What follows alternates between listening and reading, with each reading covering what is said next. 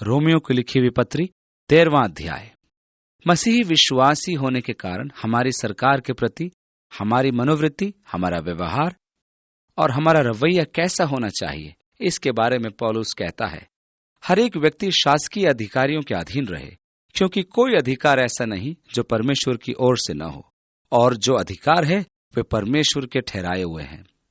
Bible नागरिक अनाज्ञाकारिता की अनुमति नहीं देती, क्योंकि पवित्र शास्त्र द्वारा हमें आज्ञा दी जाती है कि जो हम पर शासन करते हैं हमें उनकी आज्ञाकारिता में रहना चाहिए। पौलुस ने यह उस समय लिखा था जब रोम पर नीरो शासन कर रहा था, और अक्सर ही हम कहते हैं, ठीक है, आपको मालूम है कि हमें उस समय तक आज्ञाकारी बने रहना है या अधिकार के अधीन रहना है जब तक कि हम बनाए गए कानून से सहमत हैं। मैं महसूस करता हूं कि ऐसे विरल अवसर ही होते हैं जहां परमेश्वर के कानून से मनुष्य के कानून में बाधा हो। कुछ अवसर ऐसे भी आते हैं जहां हमें परमेश्वर के प्रति आज्ञाकारी रहना पड़ता है। आरंभिक कलीसिया की इस अवधि में जब उन्हें यह घोषणा करने की आवश्यकता पड़ी कि या तो कैसर को प्रभु मानो या फिर फांसी पर चढ़ाए जाओगे, तब विश्वासियों ने कैसर के स्वामित्व को स्वीकार करने के बदले शहीद होना ठीक समझा।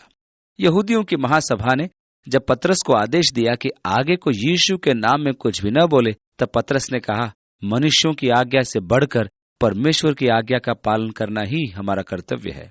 हम जानते हैं कि हम चुप नहीं रह सकते, पर वे ही बातें कहते हैं जिन्हें हमने अपनी आंखों से देखा है और अपने कानों से सुना है, और इसलिए जब नियम ऐसे हों कि मुझे विवेक काम में लेना हो, तब परमेश्वर का आज्ञाकारी होना ज्यादा उचित होगा। परंतु नागरिक होने के नाते मैं सरकार का कहा हुआ मानूंगा और हाकिमों और कानूनों का पालन करूंगा। मुझे कानून का पालन तो करना है। मसीही होने के नाते ये मुझे कानून के पालन से छूट नहीं मिलती कि मैं अपनी मन मर्जी से कार्य करूं। अब यह एक ऐसा विषय है जिसके प्रति कभी कभी हम प्रश्न पूछने को आतुर हो उठते हैं। क्या परमेश्वर ने किसी विशेष सरकार को ठहराया है? बाइबल कहती है कि जितने अधिकार हैं वे परमेश्वर के ठहराए हुए हैं। ये मेरे लिए एक दिलचस्प बात है कि राजा नबूकदनेस्सर ने इस सत्य को चुनौती दी थी जब उसे दानियेल द्वारा बताया गया, जब वो उसके स्वप्न का अर्थ बता रहा था कि उसने जो विशाल प्रतिमा स्वप्न में देखी है, उस प्रतिमा में सोने, चांदी और मिट्टी के जो भाग थे वे संसार पर शासन करने वाले साम्राज्य हैं।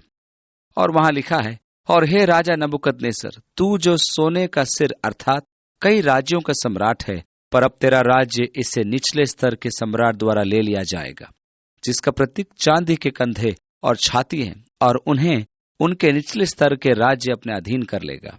कांसे का जो पेट है और लोहे के जो पैर हैं, उनके साथ भी ऐसा ही किया जाएगा। कहने का मतलब यह है कि तेरा साम्राज्य अन्यों के अधीन हो जाएगा।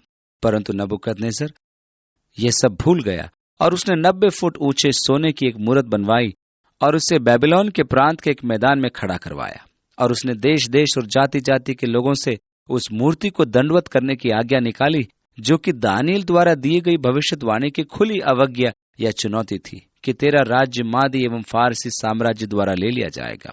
और परमेश्वर की इस अवज्ञा के कारण, नबूकदनेस्सर के घमंड में फूल उठने के कारण, परमेश्वर ने उसे जानवर सरीखा कर दिया, और 7 साल तक वो जानवरों के समान घास चरता रहा, और उसे खुले मैदान में पशुओं के समान 7 मौसम काटने पड़े, जब तक कि उसने जान न लिया कि मनुष्यों की सरकारों, शासनों, साम्राज्यों, राज्यों पर सर्वोच्च अधिकार परमेश्वर का ही अधिकार है, और वो छीन लेता है और जिसे चाहे उसे दे देता है।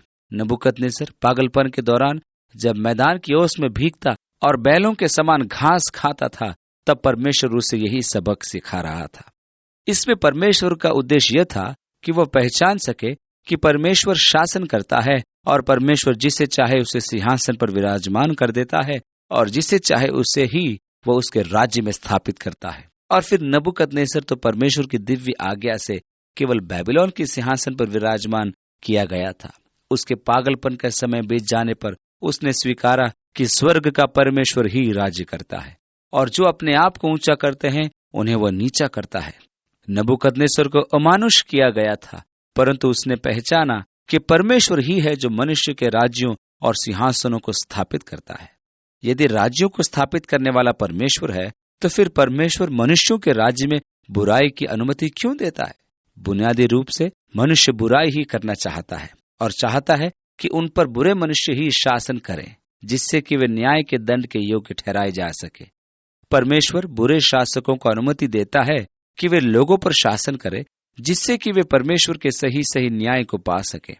परंतु परमेश्वर के संतान होने के नाते मुझसे कहा गया कि उन उच्च अधिकारियों के अधीन रहूं, क्योंकि उन सब की स्थापना परमेश्वर द्वारा की गई है। जो अधिकार हैं वे परमेश्वर के द्वारा ठहराए हुए हैं। दूसरी आयत में, इसलिए जो कोई अधिकार का विरोध करता है वो परमेश्वर के विधि का सामना करता है और सामना करने वाले दंड पाएंगे। अर्थात यह कि आप न्याय के अंदर लाए जाएंगे और जेल में डाल दिए जाएंगे। यही तो वो वास्तव में यहाँ कह रहा है। तीसरी आयत में, क्योंकि शासन करने वाले हाकिम अच्छे काम के नहीं परंतु बुरे काम के लिए डर के कारण हैं, इसलिए यदि आप शासकों से निडर रहना चाहते हैं तो अच्छा काम करें और उसकी ओर से आपकी सराहना की जाएगी। दूसरे शब्दों में, आप कानून का पालन करने वाले एक उत्तम नागरिक बने और फिर आपको अधिकारियों के प्रति चिंता करने की आवश्यकता न होगी। मैं तभी चिंतित होता हूं जब मैं काला और सफेद देखता हूं या जब मैं गति सीमा से तेज गाड़ी चला रहा होता हूं। आपको मालूम, जब मैं राजमार्ग पर अपनी गति सीमा से कार चला रहा हूं तब मुझे राजमार्ग के गश्ती दल की गाड़ी की चिंता नहीं सताती। परंतु जब मैं गति सीमा से तेज चलाता हूं और पुलिस की गाड़ी पास में देखता हूं तब मैं सोचता हूं, अरे बाप रे, फंस गया। यदि आप एक अच्छा जीवन जी रहे हैं तब आपको आतंकित होने की आवश्यकता नहीं है अथवा अधिकारियों से भी डरने की जरूरत नहीं है, क्योंकि परमेश्वर के सेवक होने के नाते आपको भलाई करना चाहिए, पर आप वह कर रहे हैं जो कि बुरा है, इसलिए आप अवश्य डरेंगे। अर्थात यह आगे लिखा है, वो आपकी भलाई के लिए परमेश्वर का सेवक है, परंतु आप बुराई करें तो डरें, क्योंकि वह तलवार व्यर्थ लिए हुए नहीं और परमेश्वर का सेवक है कि उसके क्रोध के अनुसार बुरे काम करने वाले को दंड दे। इसलिए अधीन रहना न केवल उस क्रोध के डर से आवश्यक है वरन विवेक भी यही गवाही देता है। इसलिए परमेश्वर के संतान होने के नाते मुझे एक आज्ञाकारी नागरिक होना चाहिए और सरकारी अधिकारियों के अधीन बने रहना चाहिए जिन्हें परमेश्वर ने मेरे ऊपर रखा है। मैं इस बात से सहमत हूं, इसलिए हमें टैक्स भी चुकाना चाहिए। 6 आयत में आगे लिखा है, इसलिए हर एक का हक चुकाया करो। जिसे कर चाहिए उसे कर दो, जिसे महसूल चाहिए उसे महसूल दो, जिसे डरना चाहिए उससे डरो, जिसका आदर करना चाहिए उसका आदर करो। हमें कर भरने से बचना नहीं चाहिए, न ही हमें विदेशों से तस्करी करके लाए गए माल से अनुचित लाभ कमाने का लालच होना चाहिए, क्योंकि ऐसा करके हम कर की चोरी कर रहे हैं। हमें विदेशों से लाए गए किसी भी तरह के माल पर लगने वाले सीमा शुल्क को ईमानदारी से भरना या चुकाना चाहिए। इसके लिए पवित्र शास्त्र हमें स्पष्ट आदेश देता है कि हमें हर मामले में विश्वास योग्य बने रहने की जरूरत है, न कि धोखा दें या झूठी रिपोर्टें जमा करें कि कर या सीमा शुल्क न भरना पड़े। 8वीं आयत में आगे, आपस के प्रेम को छोड़ और किसी बात में किसी के कर्जदार न हो, क्योंकि जो दूसरे से प्रेम रखता है उसी ने व्यवस्था पूरी की है। क्योंकि यह कि व्यभिचार न करना, हत्या न करना, चोरी न करना, लालच न करना और इनको छोड़ और कोई भी आज्ञा हो तो सबका सारांश इस बात में पाया जाता है, अपने पड़ोसी से अपने समान प्रेम रख। प्रेम पड़ोसी की कुछ बुराई नहीं करता, इसलिए प्रेम रखना व्यवस्था को पूरा करना है। एक दिन यीशु से पूछा गया था, सबसे बड़ी आज्ञा कौन सी है? और उसने उत्तर दिया, तू प्रभु अपने परमेश्वर से अपने सारे हृदय, अपने सारे प्राण और अपनी सारी बुद्धि और अपनी सारी शक्ति से प्रेम रख। फिर उसने कहा, और दूसरी भी इसी के समान है, तू अपने पड़ोसी से अपने समान प्रेम रख। और इन्हीं दोनों आज्ञाओं में व्यवस्था और भविष्यद्वक्ताओं का आधार है। परमेश्वर ने मनुष्यों को आज्ञा दी कि किस प्रकार हमें परमेश्वर के साथ और एक दूसरे के साथ संबंध बनाए रखना है। इन सब का सार इन 2 आज्ञाओं में पाया जाता है, परमेश्वर से सर्वोच्चता से प्रेम करना और अपने पड़ोसी से उसी प्रकार प्रेम करना जिस प्रकार से हम अपने आप से प्रेम करते हैं। यदि आप यह करते हैं तब आप वह सब कर रहे हैं जिनकी मांग परमेश्वर आपसे करता है। प्रेम व्यवस्था को पूरा करता है। और यह दिलचस्प बात है कि व्यवस्था को सब स्थानों पर नकारात्मक रूप में रखा गया था, क्योंकि जो दूसरों से प्रेम रखता है उसी ने व्यवस्था पूरी की है। क्योंकि यह कि तू व्यभिचार न करना, तू हत्या न करना, तू चोरी न करना, तू लालच न करना, तू झूठी गवाही न देना, और इन सब को नकारात्मक रूप में रखा गया है, परंतु यीशु ने इसे सकारात्मक रूप में रखा। और यहाँ पौलुस यीशु मसीह के उदाहरण का अनुकरण कर रहा है, और वह भी इन्हें सकारात्मक रूप में रखता है। और वो कहता है, इन सब आज्ञाओं को देख, यह कि व्यभिचार न करना, हत्या न करना, चोरी न करना, लालच न करना, और इनको छोड़ और कोई भी आज्ञा हो तो सबका सारांश इस बात में पाया जाता है, अपने पड़ोसी से अपने समान प्रेम रख। प्रेम पड़ोसी की कुछ बुराई नहीं करता, इसलिए प्रेम रखना व्यवस्था को पूरा करना है। यदि मैं अपने पड़ोसी से प्रेम कर रहा हूं, तब न तो मैं उससे झूठ बोलूंगा, न उसकी चोरी करूंगा, न उसको धोखा दूंगा, और मैं उससे वैसा ही प्रेम करूंगा जैसा मैं अपने आप से प्रेम करता हूं। इसलिए प्रेम व्यवस्था को पूरा करना है। 11वीं आयत में आगे, और समय को पहचान कर ऐसा ही करो, इसलिए कि अब तुम्हारे लिए नींद से जाग उठने की घड़ी आ पहुंची है, क्योंकि जिस समय हमने विश्वास किया था उस समय के विचार से अब हमारा उद्धार निकट है। और यह कि उसने कहा, समय को पहचान कर ऐसा ही करो। परमेश्वर हमसे अपेक्षा करता है कि हम समय को जाने जिसमें हम रहते हैं, अर्थात परमेश्वर के कार्य करने के समय को। इस उद्देश्य से परमेश्वर ने हमें भविष्यवाणी दी है जो पहले से इतिहास में है, जिससे कि हम सावधान या सतर्क किए जाएं और इन दिनों को जाने जिनमें हम रहते हैं।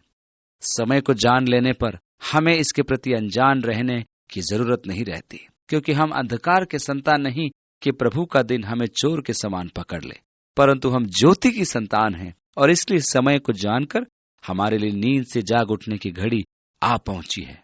मैं विश्वास करता हूं कि अधिकांश भाग में कलीसिया सुस्ती की और निद्रा की सामान्य दशा में है। मैं सोचता हूं कि यह निश्चित रूप से दुखद है।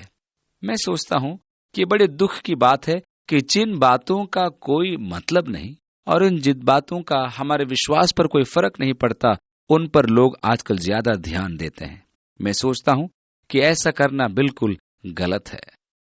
12वीं आयत में आगे, क्योंकि जिस समय हमने विश्वास किया था उस समय के विचार से अब हमारा उद्धार निकट है। रात बहुत बीत गई है और दिन निकलने पर है, इसलिए हम अंधकार के कामों को त्याग कर ज्योति के हथियार बांध लें।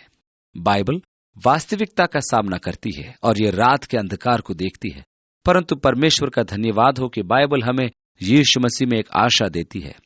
अंधकार पूर्ण रात पूरी होने के बाद एक नया दिन निकलने वाला है, परमेश्वर की महिमा का दिन जो पृथ्वी को ढांप लेगा, और वो आशा रात में हमें संभाल कर रखती है। पर बेहतर होगा कि हम अंधकार के कामों को दूर करें और ज्योति के हथियार धारण करें। जबकि दिन है, हमें ईमानदारी से चलना चाहिए। और 13वीं आयत से आगे लिखा है, जैसा दिन को शोभा देता है वैसे ही हम सीधी चाल चले, न कि लीला क्रीड़ा और पियक्कड़पन में, न व्यभिचार और लुचपन में, और न झगड़े और डाह में।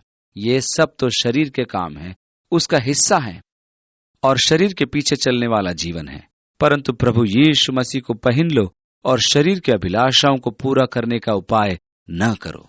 मैं विश्वास करता हूं कि आज हमारे देशों में दुष्टात्माओं ने हमला बोल दिया है। ये दुष्टात्माएं अश्लील पत्रिकाओं, सीडी, वीडियो द्वारा कार्य करती हैं। मैं मानता हूं कि लोग ठीक जैसे शराब या नशीली गोलियों की बुरी लत में पड़ सकते हैं, उसी प्रकार अश्लील पत्रिकाओं, फिल्मों और बुरे कामों को करने के आदी बन सकते हैं, और इसका लोगों के जीवनों पर शक्तिशाली प्रभाव पड़ता है। ठीक उसी प्रकार जिस प्रकार शराब एवं ड्रग्स का प्रभाव पड़ता है। वे इसके निकट खींचे गए हैं, वे इसके प्रति आकर्षित हुए, और जब वे इससे दूर चले जाते हैं तब कहते हैं, मैं उसे दोबारा कभी नहीं करूंगा। और जो उन्होंने किया उससे वे शर्मिंदा होते हैं, परंतु किसी न किसी प्रकार से वे फिर से इसकी ओर खींचे चले जाते हैं, और ये व्यक्ति के जीवन पर हावी हो जाता है, और वह इस आत्मा व शक्ति के जो कि वहां है गुलाम बन जाता है। इसके द्वारा चलने से यह व्यक्ति को अपने नियंत्रण में कर लेती है, और आप इसके शिकार बन जाते हैं, और आप भिन्न भिन्न प्रकार की अश्लीलताओं को पूरी करने की लालसा में लगे रहते हैं। ऐसा लगता है कि वह ड्रग्स, नशीली दवाओं और ऐसी ही बातों में आपको डुबोती जाती, लिप्त करती जाती और फंसाती जाती है। इसी कारण से पौलुस इसे लीला क्रीड़ा कहता है, या अनैतिकता, अश्लीलता, जिसे यूनानी में कोएटे अथवा वर्जित पलंग की लालसा करना कहा गया है।